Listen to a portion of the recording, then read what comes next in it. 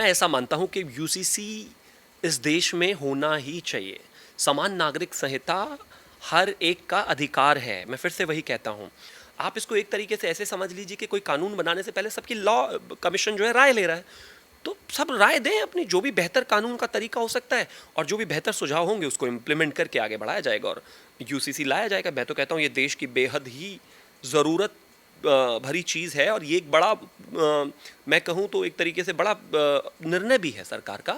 अभी तो यूसीसी का ड्राफ्ट भी नहीं आया है, अभी तो यूसीसी के बारे में कोई बात भी नहीं हुई है, अभी तो यूसीसी का क्या रूपरेखा होगी, किस तरीके से किया जाएगा वो तक नहीं पता।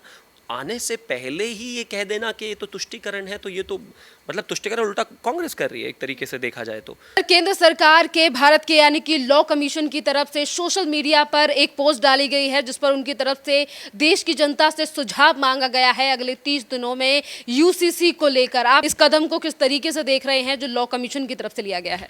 देखिए, बेहद ही ज़रूरी कदम है और सबसे बड़ी बात यह है कि आप जिस तरीके से ये डिसीजन को बहुत दिनों से ये देश इंतज़ार भी कर रहा था और भारतीय जनता पार्टी के मैनिफेस्टो में भी हमेशा से है, तो मेरा ऐसा मानना एक बहुत ही शानदार कदम, बहुत ज़रूरी भी, क्योंकि इस समय लगातार देश में इस तरह की चीज़ों को लेकर जो है सवाल उठाया जा रहा था। और बात ये भी है कि आप खुद देखिए, किसी एक देश में समान नागरिक संहिता क्यों ना हो, शादी का कानून एक क्यों ना हो सबके लिए, और तलाक का कानून एक क्यों ना हो, प्रॉपर्टी राइट्स का कानून एक क्यों ना हो, इस तरह की चीज़ें, इस तरह के कानून तो मुझे लगता है बाय एंड लार्ज सभी के लिए एक जैसे होने चाहिए। मुसलमान की बेटी अगर कोई है या किसी और धर्म की बेटी है, अगर उसको जो है प्रॉपर्टी राइट्स में दिक्कत आ रही है तो इस देश में वो असमानता क्यों रहे। देश में 75 साल हो गए इस तरह की चीज़ों को चलते हुए, आगे नहीं चलना चाहिए। लेकिन लॉ कमीशन ने सुझाव मांगे हैं, किसी के पास कोई कंस्ट्रक्टिव सुझाव हो, विपक्ष के पास भी अगर कोई कंस्ट्रक्टिव सुझाव हो तो बेहतर है वो लॉ कमीशन को दें, क्योंकि वो बहुत ज़्यादा ज़रूरी है। आप इसको एक तरीके से ऐसे समझ लीजिए कि कोई कानून बनाने से पहले सबकी लॉ कमीशन जो है राय ले रहा है। तो सब राय दें अपनी, जो भी बेहतर कानून का तरीका हो सकता है और जो भी बेहतर सुझाव होंगे उसको इम्प्लीमेंट करके आगे बढ़ाया जाएगा और यूसीसी लाया जाएगा। मैं तो कहता हूँ ये देश की बेहद ही ज़रूरत भरी चीज़ है और ये एक बड़ा मैं कहूँ तो एक तरीके से बड़ा निर्णय भी है सरकार का और सरकार की मांग भी है। और सरकार ने लगातार इस बात को अपने मैनिफेस्टो में यदाकदा कहा। इस देश के प्रधानमंत्री भी कई बार उस पर बोल चुके हैं, भारतीय जनता पार्टी भी लगातार इस पर तमाम बार बोल चुकी है और तमाम नेता भी इस तरीके से बोल चुके हैं। तो मैं ऐसा मानता हूँ कि नहीं, ये तो होना ही चाहिए।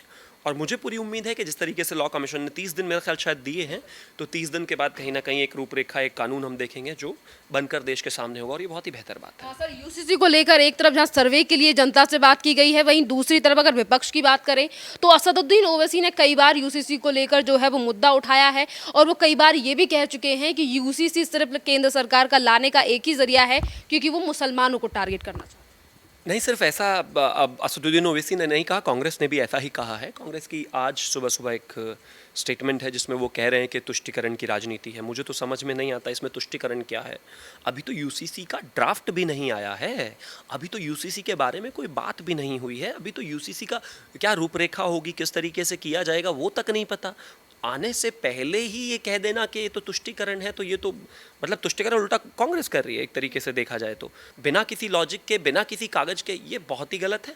और जहाँ तक बात असदुद्दीन ओवैसी की है, उन्होंने 370 अपोज किया, उन्होंने 3 तलाक अपोज किया और वो यूसीसी अपोज करते हैं। वो पॉपुलेशन कंट्रोल जो अभी नहीं आया है उसको भी अपोज करते हैं। मुझे तो लगता है कि पिछले रिसेंट पास्ट में कोई 10 निर्णय अगर सरकार के हों तो उसमें से शायद मेरा ऐसा मानना है कि 10 के 10 निर्णयों को जो है एक तरीके से असदुद्दीन ओवैसी ने जो है क्रिटिसाइज़ किया है। क्रिटिसाइज़ करना कोई बुरा ही नहीं है, विरोध भी किया है, लेकिन ऑपोजिशन होने का मतलब सिर्फ यही नहीं होता, या फिर यूँ कहिए ऑपोजिशन लीडर होने का, कोई एक पार्टी का नेता होने का ये मतलब नहीं है कि हर चीज़ का बस विरोध ही करना है। कुछ चीज़ें जो बेहतर हुई हैं शायद वो उसकी तारीफ कर देते, लेकिन हम उनसे ऐसी उम्मीद नहीं करते। सर, ऐसा भारतीय नागरिक आप क्या सोचते हैं कि यूसीसी आने से कितना बदलाव आएगा और कितनी ज़रूरत है आज हमारे देश को यूसीसी की?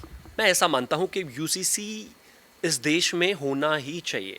समान नागरिक संहिता हर एक का अधिकार है। मैं फिर से वही कहता हूँ, कोई भी शादी विवाह में तलाक में कोई भी, मान लीजिए कोई किसी भी धर्म का बच्चा या बच्ची आती है, उनको अलग अलग सिस्टम की आवश्यकता नहीं है। मैं फिर से एग्जांपल देता हूँ कि आप इसको इस तरीके से समझिए, मैं शायद पहले भी एक बार ऐसा बोल चुका हूँ कि शाहरुख खान अगर गौरी से तलाक लेते हैं, मान नहीं होना चाहिए लेकिन मान लीजिए अगर तलाक लेते हैं, तो उन्होंने जो अब से 25 साल 30 साल पहले जो मेहर की रकम तय की होगी 5,000, जब शाहरुख खान कुछ नहीं थे, उस रकम को देकर उनको तलाक मिल जाएगा। गौरी ने जो उनके साथ समय बिताया, उनके परिवार को बढ़ाया, उनके बच्चों को बढ़ाया, उनके बिजनेस में मदद की, उनकी फिल्मों में मदद की, उसका कोई वैल्यू नहीं है। सिर्फ 5,000 में तलाक। दूसरी तरफ अगर हम हिंदुओं की बात करें तो उसमें अगर कोई भी बच्ची तलाक लेती है तो उसका इंश्योर किया जाता है तमाम चीज़ें कि भाई उसको सही कंपनसेशन मिले, उसका भरण पोषण मिले, उसके बच्चों का ध्यान रखा जाए। ये सब बेसिक ज़रूरतें हैं। इस पर इतना बड़ा डिफरेंस होने की क्या आवश्यकता है? बिल्कुल भी नहीं। मैं मानता हूँ बहुत ज़रूरी है। अब एक बेटी अगर है या बेटी की बेटी है तो बाप उसको अगर वैसे देखा जाए तो उसको अपनी प्रॉपर्टीज़ नहीं दे सकता एक धर्म में। क्यों भाई, ऐसा क्यों? इसके लिए उसको दूसरी शादी करना अनिवार्य है, उससे बेटा पैदा करना अनिवार्य है, या फिर भाई को दे तो मतलब बच्ची का कोई महत्व नहीं रह गया। ये इस तरह की चीज़ें नहीं होनी चाहिए और ये देश के लिए बेहद ही ख़तरा है और बेहद ज़रूरी भी है। प्रॉपर्टी राइट्स में लेकर तलाक में, शादी में और इस तरह की चीज़ें, मैं मानता हूँ कि इससे एक डिस्पैरिटी जो है वो ख़त्म होगी कहीं ना कहीं अलग अलग सेक्शंस में अलग अलग तरीके से। और मेरा तो एक ही मानना है कि जब जब एक संविधान, एक निशान, सब कुछ है, एक प्रधान, तो कानून भी कमोबेश हम जितना बेहतर करें। आदमी की रिलीजियस फ्रीडम तो छीनी नहीं जा रही है।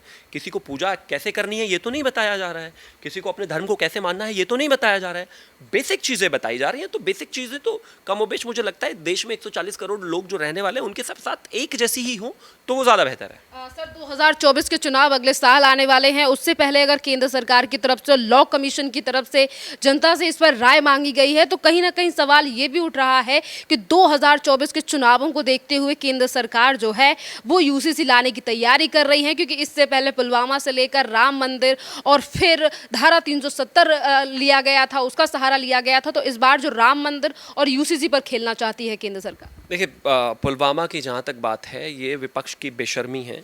इस तरह का अटैक इस देश पर हो जाना और फिर उसको ये कहना कि पुलवामा की वजह से चुनाव भारतीय जनता पार्टी जीत गई। पुलवामा की वजह से नहीं जीती।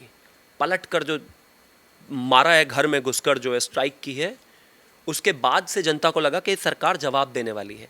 लेकिन उस घटना को पॉलिटिसाइज करना बहुत खतरनाक है। आप उस घटना के, देश में और घटनाएं हुई ना, देश में तो मुंबई अटैक भी हुआ था, उसके बाद कुछ कर पाए क्या ये लोग? देश में आए दिन बम फटते रहते थे, कभी कुछ कर पाए क्या ये लोग? देश में इतनी सारी चीज़ें हुई, कभी जवाब दे पाए? इच्छा शक्ति को मैंडेट मिलता है। भारतीय जनता पार्टी ने जो इच्छा शक्ति दिखाई उसको मैंडेट मिला। मेरे देश की सेना पहले भी मजबूत थी, आज भी मजबूत है, लेकिन सही दिशा में कदम उठाने के लिए सरकार की जो बैकिंग होनी चाहिए वो बैकिंग नहीं थी वहाँ पर। तो इस वजह से कोई जवाब नहीं दे पाते थे या नहीं देने दिया जाता था। लेकिन उस चीज़ को लेकर हुआ। और जहाँ तक बात इसमें मतलब 24 के चुनाव को देखकर है, मुझे लगता है अब तो भारतीय जनता पार्टी पर इस तरह के जो निशान है वो नहीं लगने चाहिए, इस तरह के धब्बे नहीं लगाने चाहिए, इस तरह की बातें नहीं बोलनी चाहिए। राम मंदिर को लेकर ये पार्टी हमेशा से खड़ी रही, 3 तलाक को पार्टी ये लेकर हमेशा से क्लैरिटी में रही, तमाम प्रमुख मुद्दे 370 इनका हमेशा से रहा। 50-52 से चला हुआ मुद्दा अगर 2023 में या 2022 में या 2019 में या 20 में आकर भारतीय जनता पार्टी पूरा करती है तो इस देश को धन्यवाद करना चाहिए कि पार्टी 75 सालों में भी पार्टी का नाम भी बदला, जनसंघ से भारतीय जनता पार्टी भी हुई, लेकिन मैनिफेस्टो और एजेंडा चेंज नहीं हुए। ये दिखाता है कि इस पार्टी में कम से कम फर्जीवाड़ा करने की तो रीत नहीं चली आ रही है, यहाँ वो सब नहीं होता। सर जैसा कि अभी कुछ देर पहले आपने जिक्र किया कि पॉपुलेशन कंट्रोल बिल को लेकर, और वहीं दूसरी तरफ अगर हम यूसीसी की बात करें तो विपक्ष हो या फिर कुछ धर्मगुरु या फिर असदुद्दीन ओवैसी जैसे नेता, वो हमेशा इस पूरे मामले को लेकर हिंदू मुसलमान में कन्वर्ट करने की कोशिश करते हैं।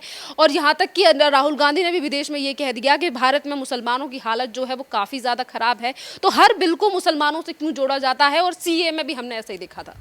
मेरा ऐसा मानना है कि कुछ लोगों को मुसलमान सिर्फ अपना एक वोट बैंक नज़र आता है और उनको लगता है कि उनकी बेहतरी हो ना। अगर उनकी पुराने रूढ़िवादी सोच चल रही है, चलती रहे। अगर उनको किसी भी तरीके से भड़का के और भारतीय जनता पार्टी से डरा के वोट ले सकते हैं तो लिया जाए। अगर किसी भी तरीके से उनमें ये भावना पैदा की जाए कि भारतीय जनता पार्टी उनसे नफरत करती है या देश के प्रधानमंत्री उनसे नफरत करते हैं, अगर ऐसा भाव उनके दिमाग में होगा तो ज़रूर जाहिर है वो फिर दूसरी पार्टियों की तरफ पोलराइज होगा। तो टेक्निकली और जो पार्टियां हैं ये पोलराइज करना चाहती हैं, ये चाहती हैं कि मुस्लिम तुष्टीकरण को लगातार आगे बढ़ाया जाए, ये चाहते हैं कि तुष्टीकरण करते ही चले जाएं, ये चाहते हैं कि एक धर्म तो कम से कम इनको वोट दे, ये चाहते हैं कि धर्म के नाम पर तो बंटवारा हो। किस तरीके से आपने देखा होगा धर्मांतरण का कानून आज जो है कर्नाटका में हटा दिया गया है, कर्नाटका में उसको वापस ले लिया जो सरकार लेकर आई थी। मतलब कहना ये चाहते हैं कि कन्वर्जन कोई फोर्स दे के लालच कुछ भी करता रहे और ये होता रहे, और ये कांग्रेस चाहती है, अप्रूव करती है। यानी कि एक धर्म की पार्टी बनकर जिस तरीके से कांग्रेस रह जा रही है मुझे लगता है ये ठीक भी नहीं है, और इसको आने वाले समय में तो देश देखेगा ही ना। जिस तरीके से 2014 की बात हो, 2019 की बात हो, 2024 में भी लोग इस बात को देखेंगे और समझेंगे कि कांग्रेस कर क्या रही है। अगर ऐसे ही करती रही तो वो दिन दूर नहीं, या फिर यूँ कहिए विपक्ष, क्योंकि जो भी होता है मुस्लिम्स की बात करता है। अखिलेश यादव होते हैं तो मुस्लिम्स की बात करते हैं, अगर राहुल गांधी आते हैं तो मुस्लिम्स की बात करते हैं, अगर सिद्धरामैया आते हैं तो मुस्लिम्स की बात करते हैं, अगर नीतीश कुमार आते हैं तो मुस्लिम की बात करते हैं, तेजस्वी यादव आते हैं तो मुस्लिम की बात करते हैं, केसीआर आते हैं तो मुस्लिम की बात करते हैं। मुझे लगता है कि देश इसी वजह से समझ भी गया है, और इसी वजह से देश में ये भावना भी है कि कहीं ना कहीं एक बड़े सेक्शन को, कहीं ना कहीं मेजॉरिटी को इग्नोर किया गया, और ये चीज़ जनता ने देखकर, महसूस करके और वोटिंग भी किया है। मेरा ऐसा मानना है कि भारतीय जनता पार्टी ने अपनी स्थिति बिल्कुल क्लियर की है। सीएए के समय पर भी इस देश के गृह मंत्री ने तमाम इंटरव्यूज़ दिए और उन्होंने कहा कि भाई इन 5 देशों से जो वहाँ की माइनॉरिटीज़ है उनके लिए ये कानून है, इस देश के मुसलमान से उसका कोई लेना देना नहीं है। लेकिन मुसलमानों को बढ़ाकर जिनको अपनी रोटियां सेकनी है वो तो लगातार बोलते ही रहेंगे। शाहीन बाग खड़ा कर दिया, 1.5 साल 1 साल जो है इस देश को पंगु बना कर रखा, राजधानी को बंद कर दिया। मुझे लगता है इससे कुछ भला तो कम से कम नहीं होने वाला है, और जो लोग बैठे हैं धरने पर उनका भी कोई भला नहीं होने वाला है। तो सर आपको क्या लग रहा है कि अब अगर सरकार तैयारी कर रही है यूसीसी की तो फिर एक बार शाहीन बाग खड़ा किया जाएगा? मुझे लगता है कि सरकार इस बार शायद ऐसा नहीं होने देगी, क्योंकि उस समय में और इस समय में फ़र्क ये है कि अब बेहतर तैयारी, बेहतर प्लानिंग के साथ चीज़ें की जाएंगी। अवेयरनेस के लिए ही लॉ कमीशन बनाया गया है। सुझाव मांगे गए हैं तो वो इसीलिए मांगे गए हैं कि लोगों में डिस्कनेक्ट ना रहे, मिसअंडरस्टैंडिंग ना रहे। लेकिन फिर भी कुछ पॉलिटिकल लोग इस पर हंगामा ना करें और हंगामा करने की कोशिश ना करें, और कुछ जो पेड धरनाधारी हैं वो धरना ना करें, तो उनकी रोजी रोटी कैसे चलेगी? वो कोशिश तो ज़रूर करेंगी, आंदोलन जीवी, लेकिन सरकार है उसको भी बेहतर तरीके से डील किया जाएगा।